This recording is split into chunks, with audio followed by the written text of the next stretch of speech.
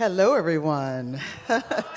My name is Reverend Venida. I am co-pastor of Teaching and Community here. My pronouns are she, her, hers, and it is a joy to be able to be in conversation with Dr. Jennifer Mullan today of Decolonizing Therapy. Let's just give it up for her.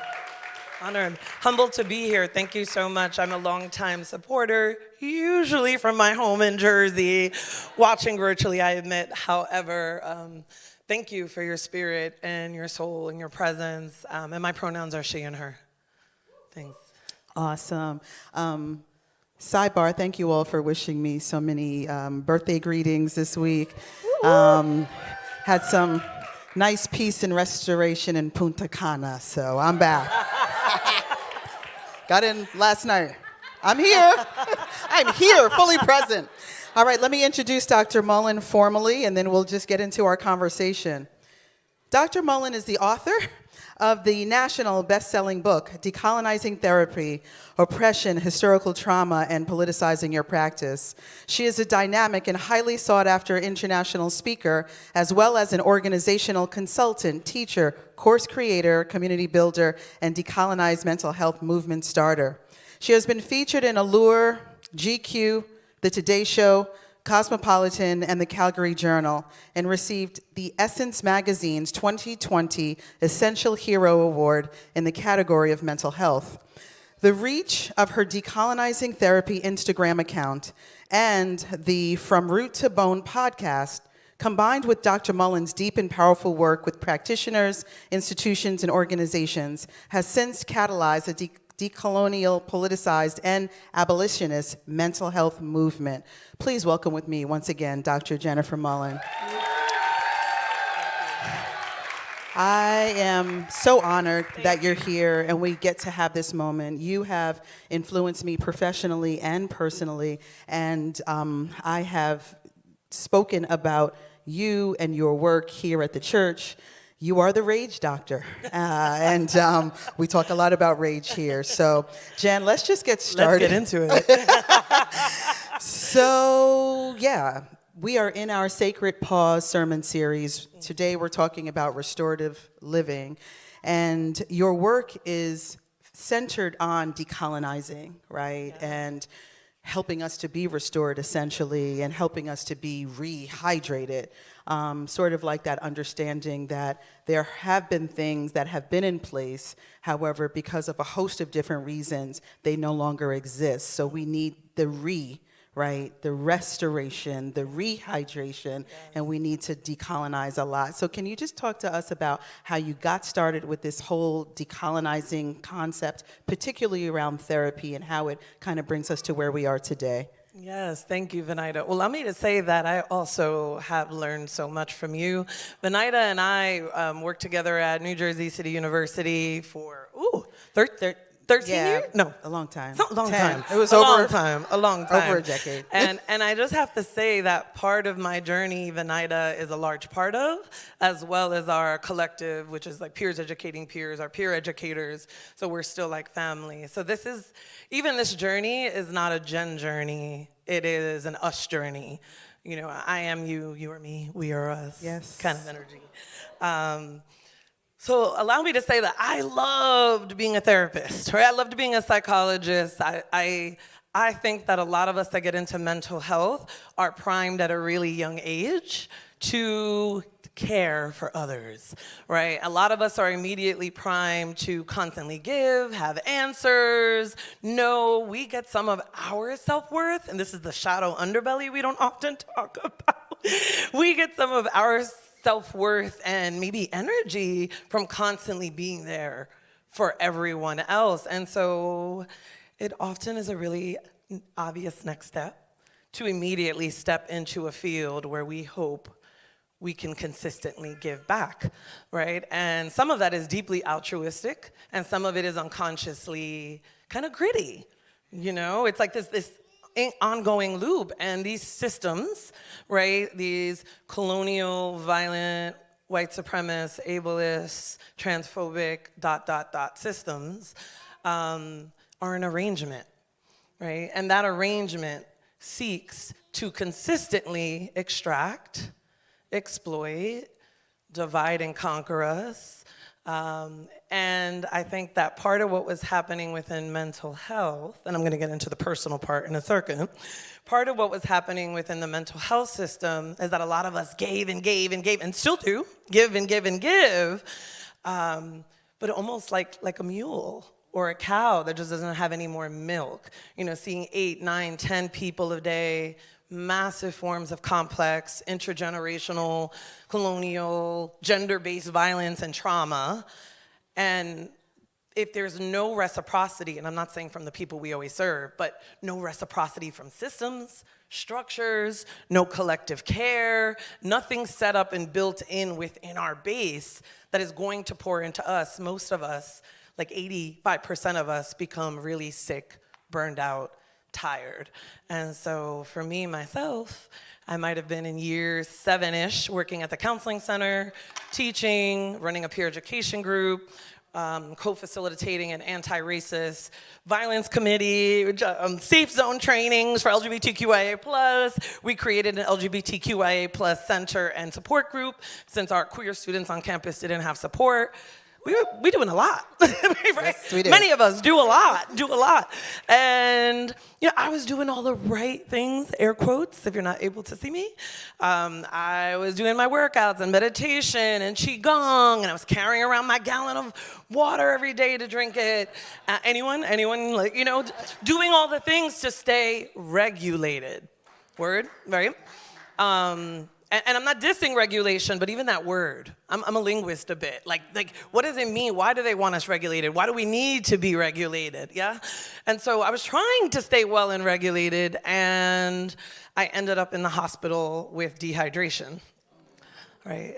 And interesting. And so 3 elders came to visit me, and you know, as they're looking at me, and I'm like, I feel the love, but I also feel like, are they going to come down on me? Are they going to be, you know, are they going to be mad? Are they saying, oh, what are you doing? Are you taking care of yourself? Because that's usually the well-intentioned comment.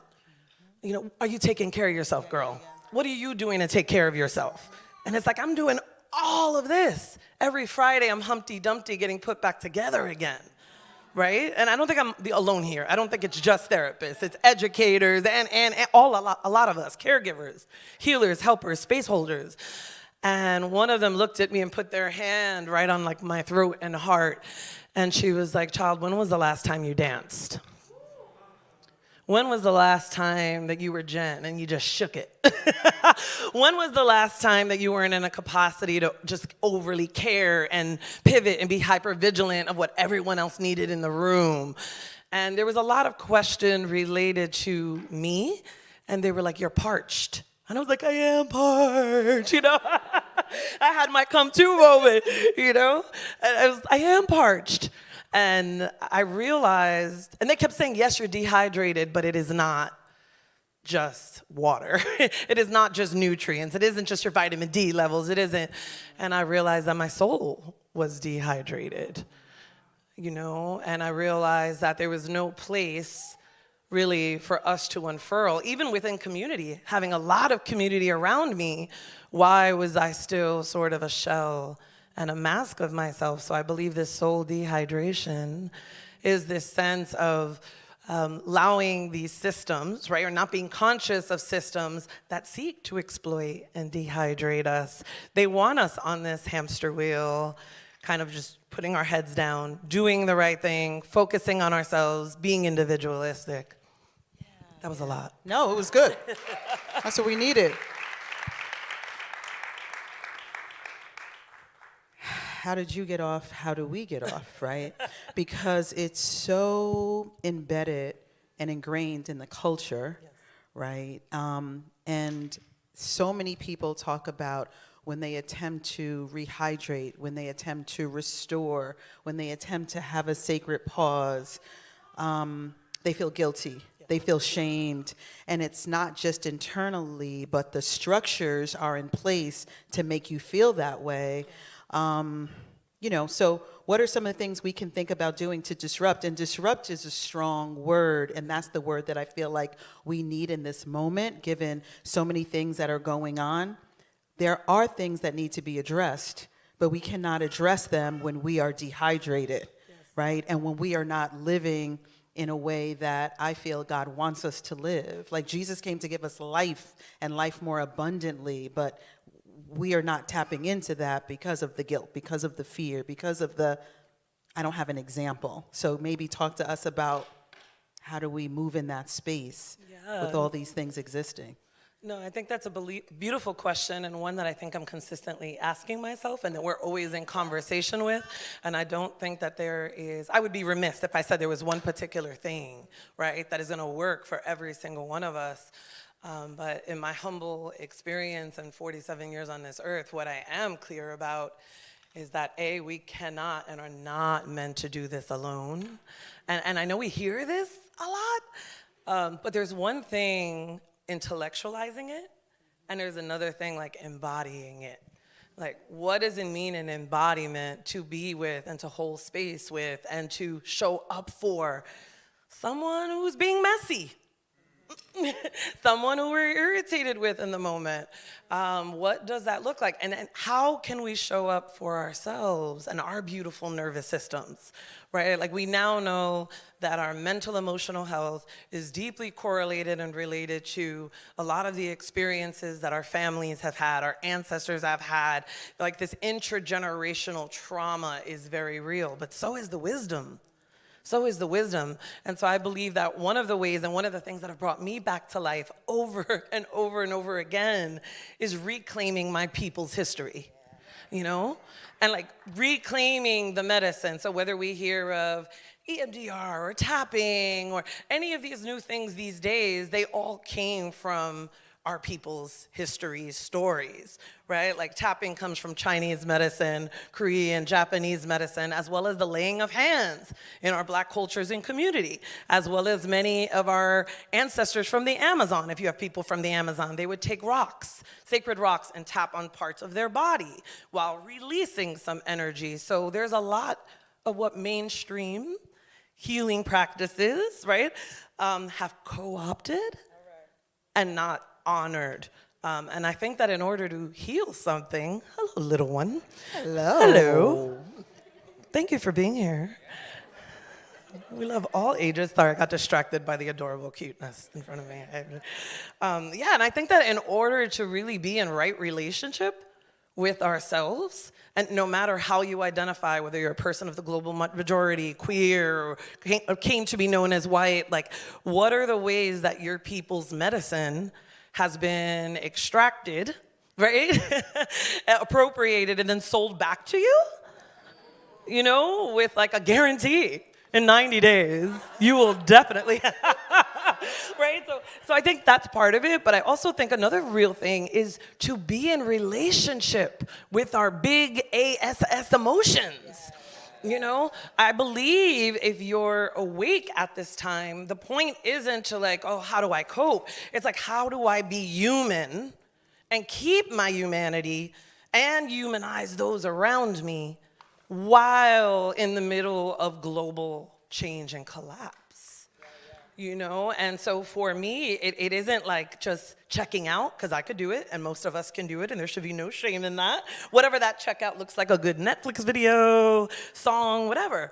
And at the same time, consistently coming back into ourselves and our bodies and realizing that being in sacred relationship with our grief, being in sacred relationship or building a relationship to our rage, if I may dare say, is essential. And so I might ask everybody, like, what is your relationship to rage?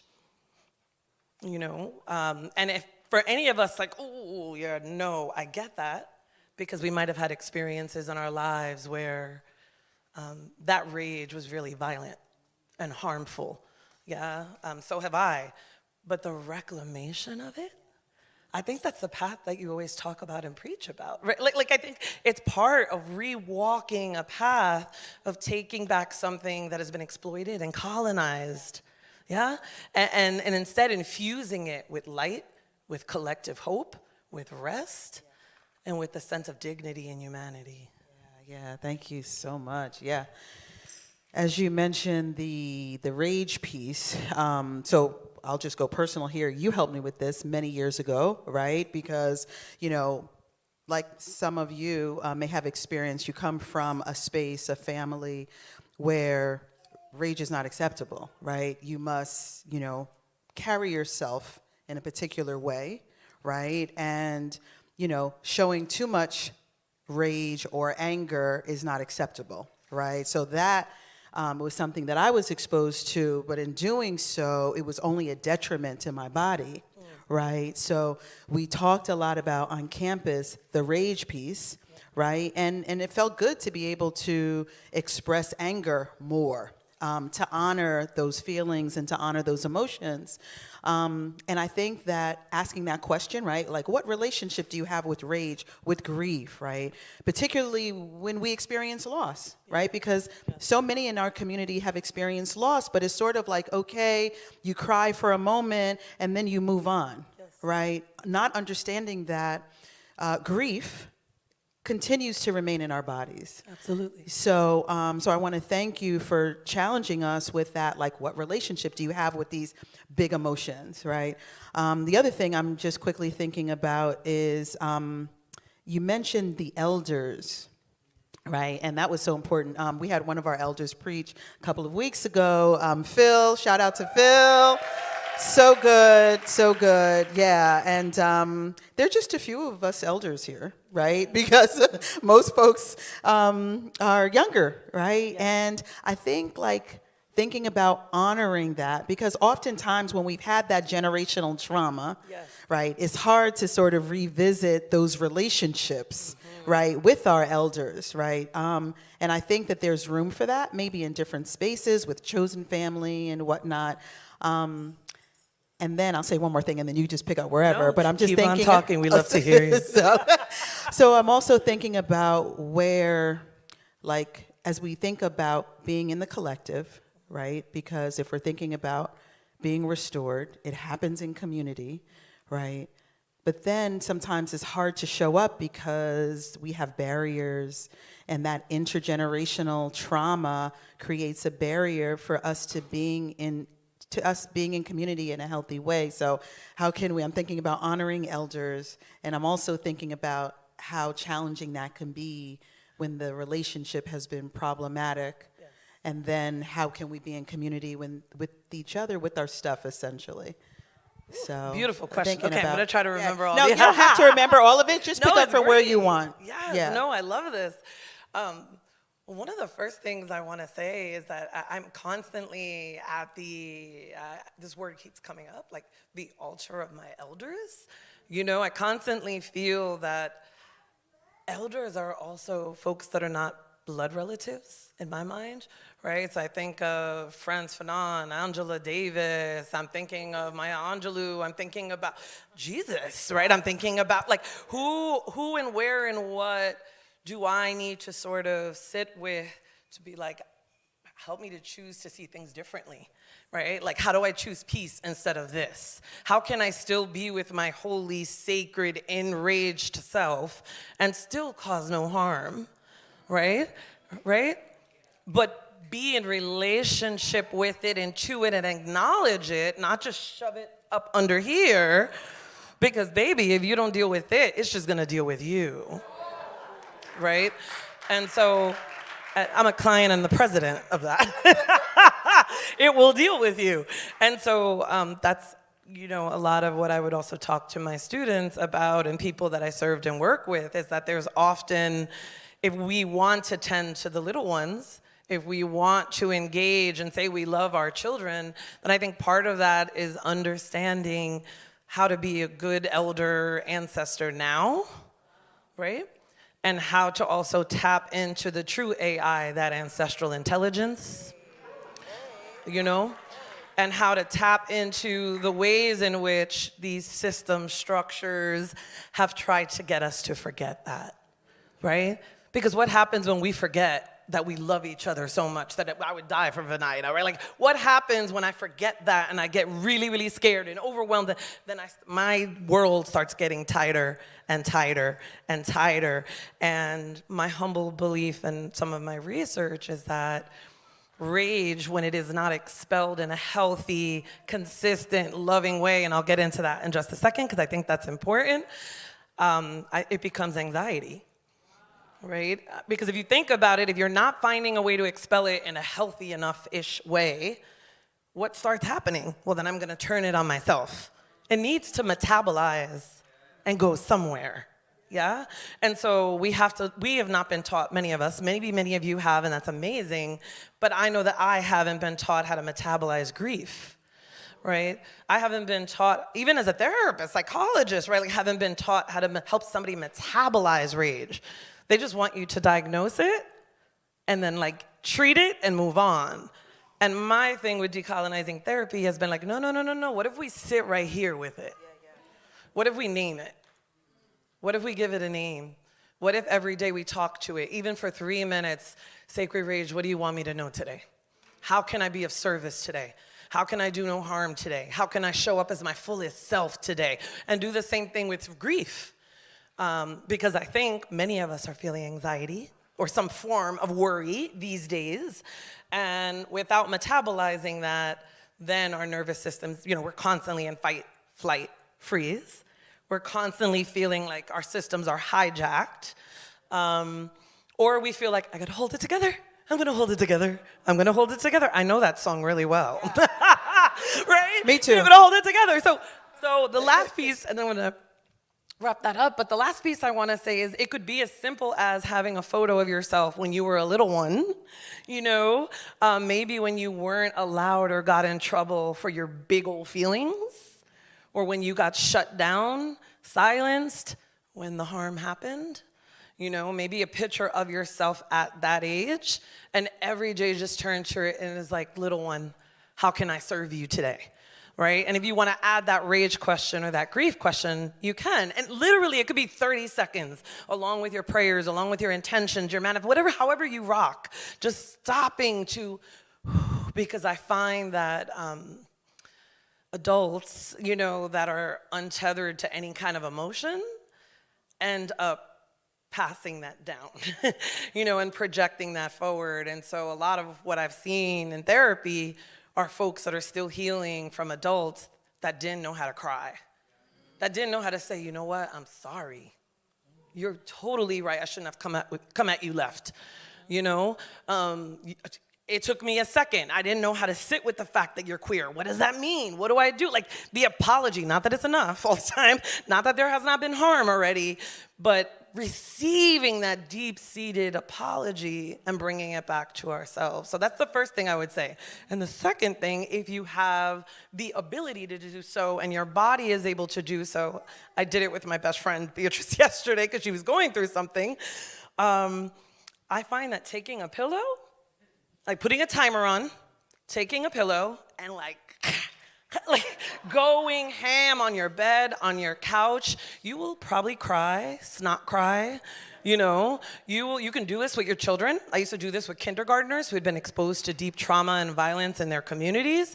We set a container and a frame and say, hey, it's okay to show big emotions, right? And really that's what we're doing is also, I believe, telling ourselves, hey, little Jenn, it's okay to be really, really, really enraged by hundreds of thousands of Palestinian children and people being killed, exploited, this attempted genocide. It's okay to be absolutely enraged at children dying in Tigray, in Puerto Rico, not having access, Flint, Michigan, right, clean running water, Minneapolis literally being occupied, right? So we're not talking about protests, we're talking about occupation on U.S. land.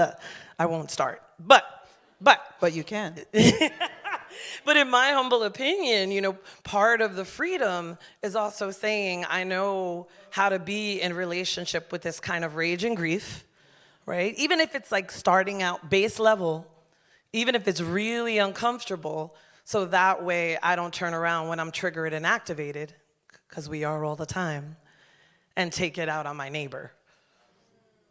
Because that's psychological harm. That mental harm, that emotional harm is just as violent as a slap in the face, or a punch in the chest. And so that's part of what I want to say. Yeah. Wow. Thank you. I'm thinking about during Kinship Cafe last week, I preached on Sabbath rest, right? And then we had a conversation about it, and we were talking about this upcoming week, and there were a number of people who felt like, you know, I find Sabbath rest in community, right, with people. That's my jam. And then there were a couple of people who actually shared that they don't feel comfortable being with themselves, right? And I feel like you kind of spoke to that in what you just shared, right? I'm no therapist. However, I feel like if we can find the collective, liberation within the collective and healing within the collective, that's important. And then some of what you shared dealt with really like sitting with yourself, and oftentimes we don't have to do that, and we don't want to do it. So thank you for sharing that. I just wanted to just say thank you. Yeah, thank you, Venida. No, thank you, because like, especially bringing it back to the collective, I do believe that we heal deeply in community. You know, I held groups for 13 years because I saw the power of it not being about me. You know, I was just a conduit to keep the space relatively and energetically, emotionally safe, you know, but me not even needing to be there and having 30, 40 other people in a room look at each other, hold each other accountable, say, right now this is really messy, but I love you anyway, and I'm gonna ride for you anyway. Like, there's something about that that's really healing, and I think that that's what Forefront also has, or is moving towards, or we're always constantly working towards. And I feel like there are a lot of spaces like that that aspire to be safe, because right, when is it safe? When every single one of us, right, are feeling safe and embodied, I believe. And at the same time, what use is it if we're sort of like on our proverbial mountains, right, being all grounded, centered, but then when we get in with everybody else, we're like, oh, I can't, this is too much, this person annoys me, this person annoys, you know, we're activated, and I'm not dissing it, I'm just saying we get to practice being in right relationship with each other, you know, and I wonder if we can allow each other more grace, you know, especially that we're dealing with so much collective violence that it does not feel safe, and particularly when we're in Black, brown, queer, disabled, fat bodies, you know, like then there's even less safety, and there's a constant hypervigilance to like, what do I need to do? How do I handle that? Yes. What is next? Is that making sense? So I just want to put out there that I think, yes, first it does start with oneself.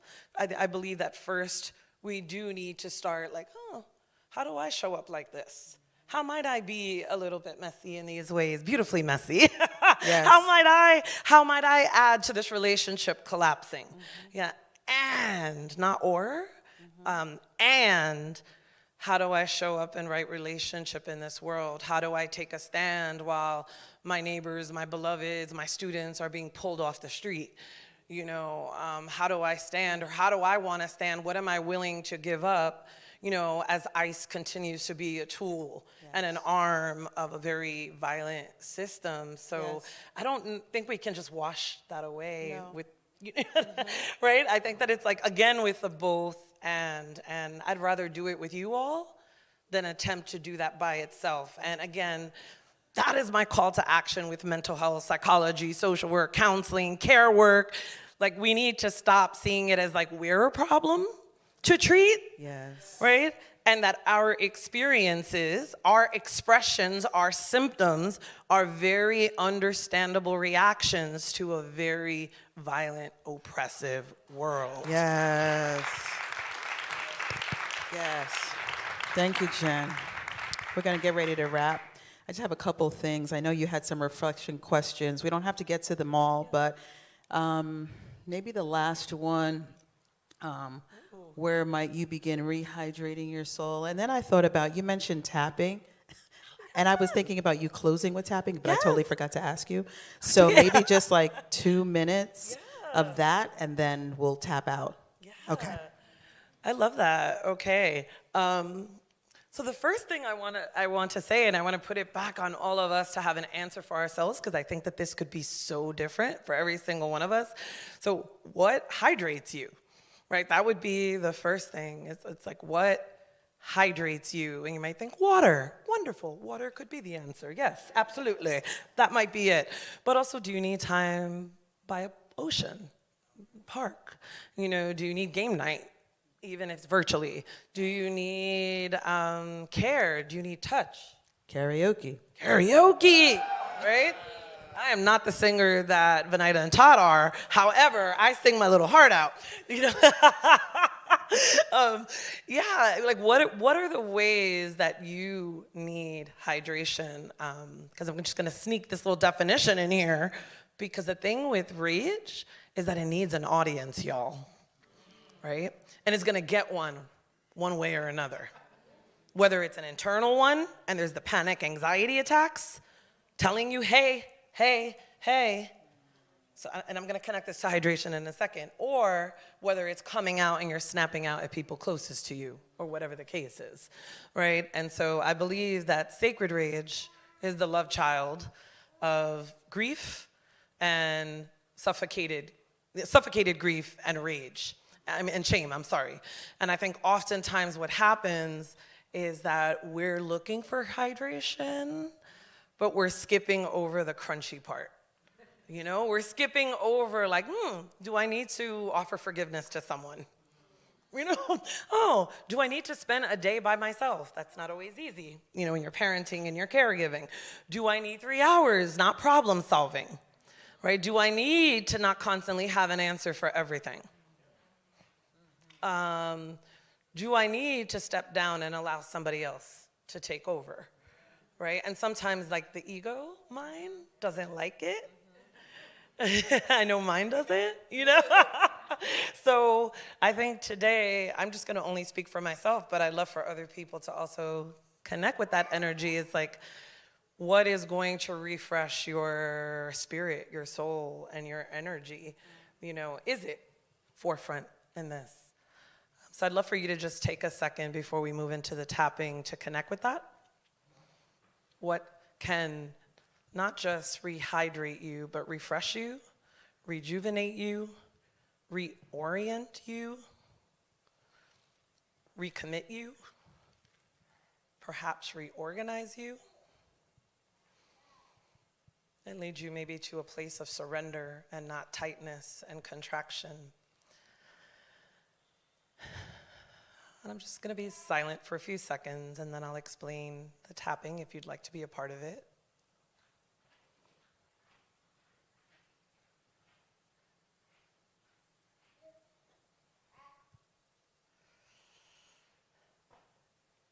And I want to say, if there's anyone here that stuff, emotion, uncomfortability is coming up, can you make a little space to nod towards it?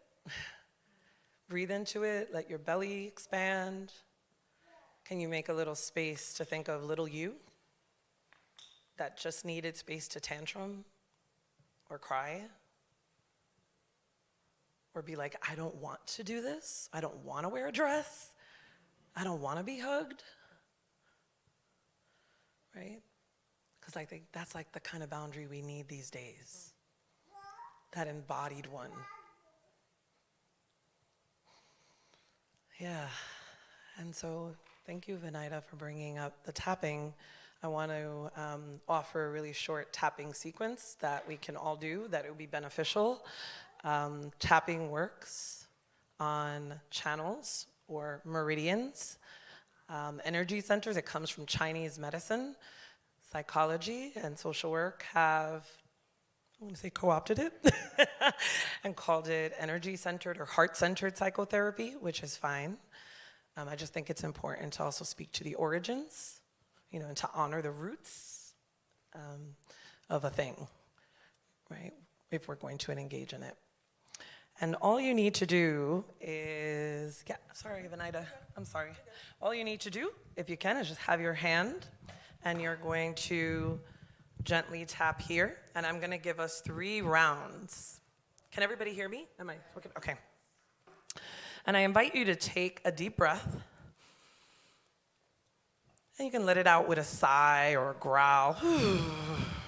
We're gonna do that 2 more times. Take another deep breath. Let it out with a sound. And one more time, really deeply. And let it out. And feel free to repeat after me. We're gonna do 3 rounds. And if you don't wanna repeat, you can just tap away. We're gonna do something related to exhaustion and dehydration, okay? Is your arm okay, Venida? I'm feeling, I know you got strong biceps, okay? And perfect, thank you. Perfect. That was not feeling right, sorry. I want to do that to my friend. Okay, even though things are hard right now. And there's a lot of devastation everywhere. I am showing up right here. And my soul and spirit is also there. And here. And there. And I return back home. To my full center. And I honor these big old emotions of grief, of deep sorrow, of loss, maybe anxiety, worry, and absolute rage. And I'm learning to make peace with the complexity of these emotions, with the messiness of these emotions. And I deeply and completely am learning to love, accept, and forgive myself. 100%. Take a breath. We're going to do 2 more rounds. Blow it out. Even though sometimes I question myself. I feel like I don't know how to do it right. I overthink. I want to be a better service. And I just feel frozen. I look everywhere.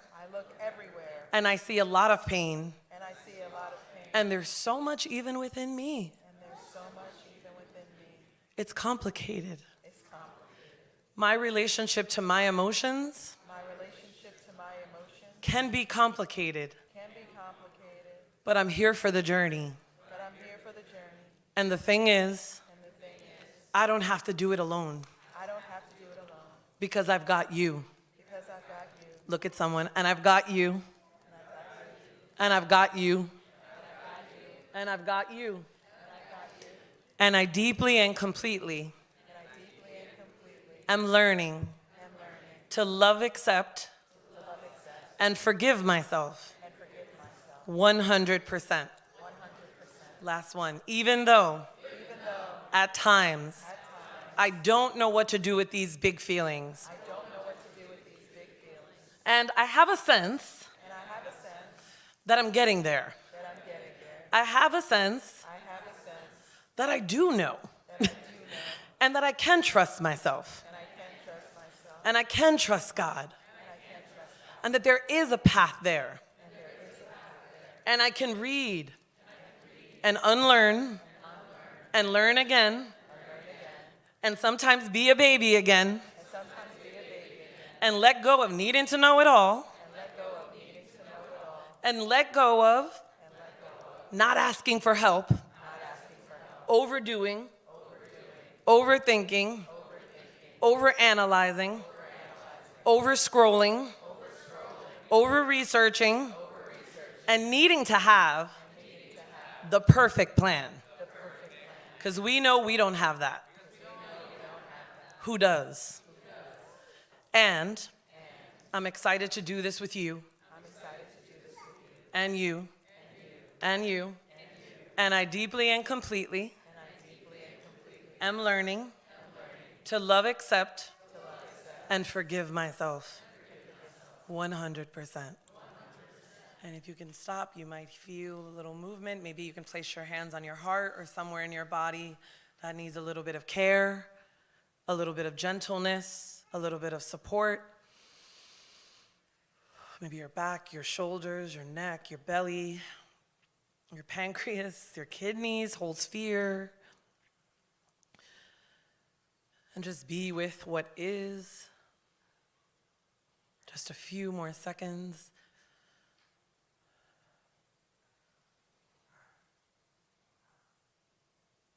And if you wouldn't mind just quickly turning to someone without speech or talking, doesn't matter who it is.